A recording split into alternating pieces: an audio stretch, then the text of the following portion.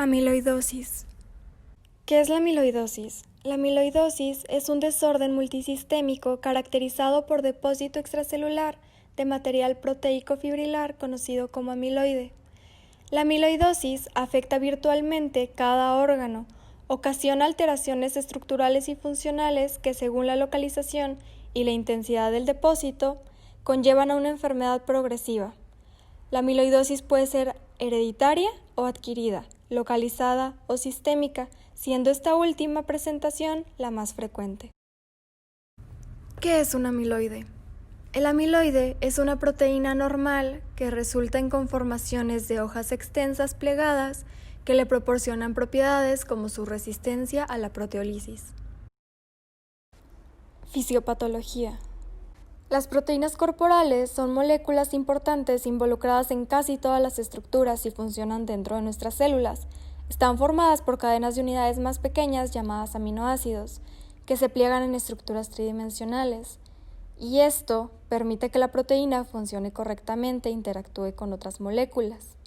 En el caso de la amiloidosis, son elaboradas de forma normal, pero cuando se liberan, se abren de nuevo. Estas proteínas plegadas anormalmente se acumulan en largas cadenas. Los depósitos que se forman se denominan amiloides.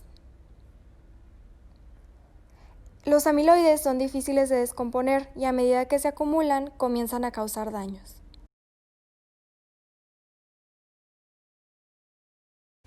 La amiloidosis primaria es causada por un trastorno de la médula ósea.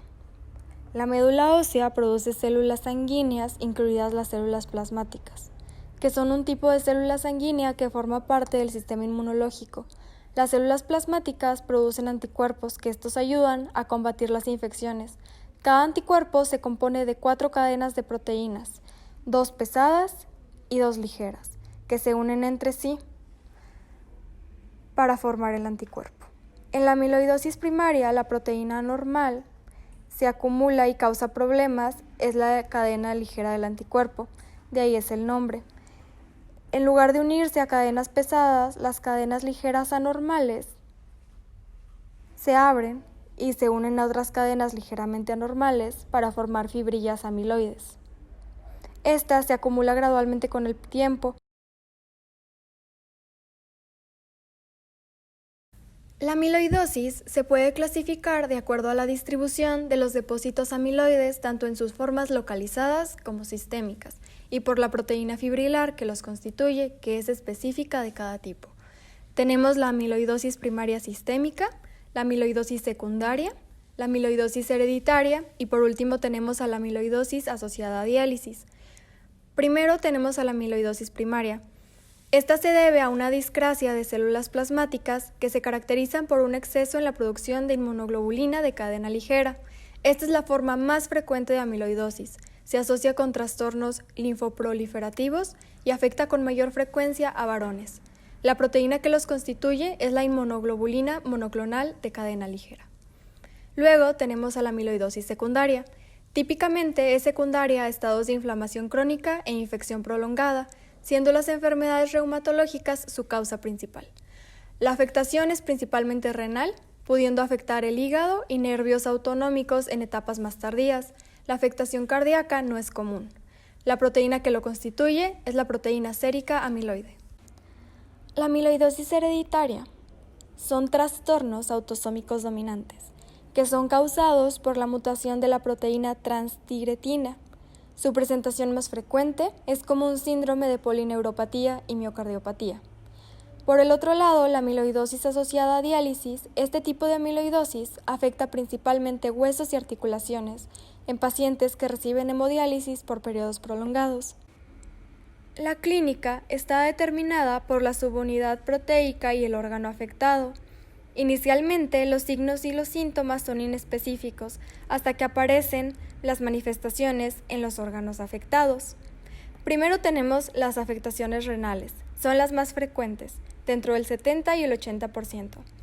Se manifiestan principalmente con proteinuria, usualmente dentro de límites nefróticos e insuficiencia renal, la cual es en raras ocasiones progresiva. Cuando hay afectación renal, el pronóstico es sombrío y asocia a una alta morbilidad.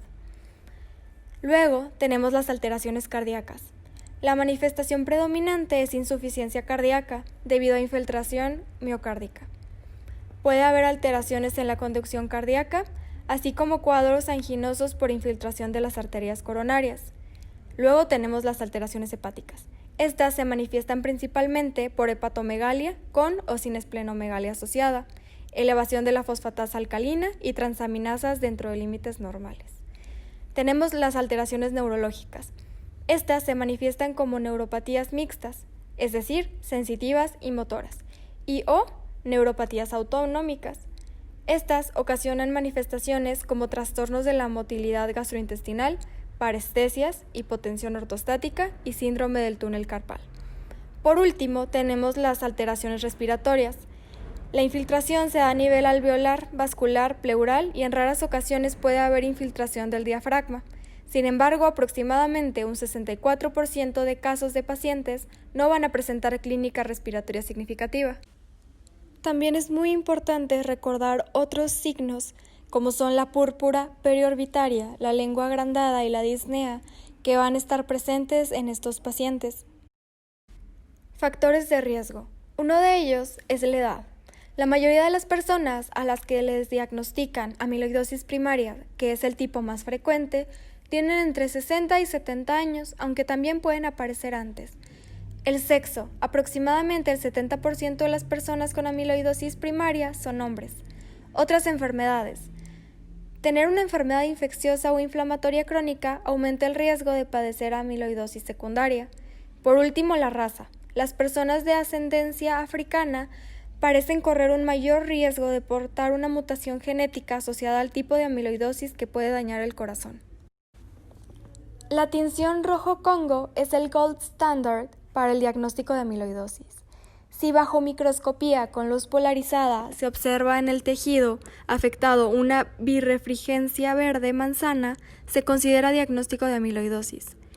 En la biopsia de grasa subcutánea, el primer paso para el diagnóstico es obtener una muestra de grasa abdominal subcutánea, la cual es confiable, accesible y en un 90% de los casos se identificará el depósito amiloide.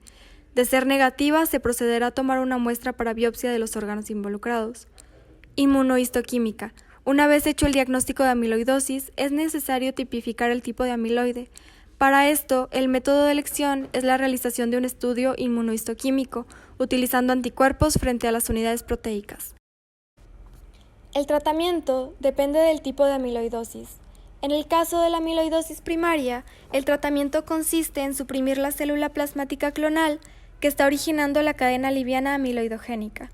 El método de elección para realizarlo es utilizar altas dosis de metalfan, 200 mg por metro cuadrado, seguido de trasplante autólogo de células madres en pacientes que lo toleren.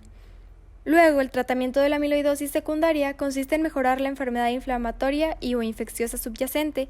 Para esto se han utilizado fármacos que logran suprimir la proteína sérica amiloide, como los antagonistas del factor de necrosis tumoral y el leprodisato. Sin embargo, en Estados Unidos no se ha aprobado el uso de dicho.